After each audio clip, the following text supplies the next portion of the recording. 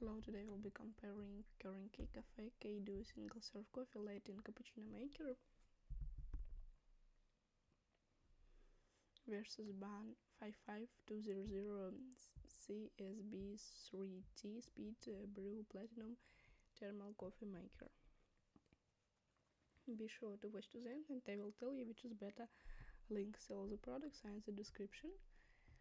Brewing options, Keurig is better, capacity, Keurig is better, material build, BUNN is better, brew strength control, Keurig is better, programmable features, Keurig is better, water reservoir, Keurig is better, keep warm function, BUNN is better, outer shut off, Keurig is better, green rice dye, milk frozen, Keurig is better, dimensions, BUNN is better,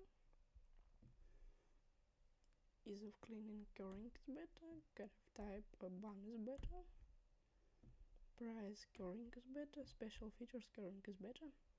If you want to get the most powerful durable device that will really taste good making coffee, then the best choice will be the Keurig Cafe K-Do single serve coffee latte and cappuccino maker.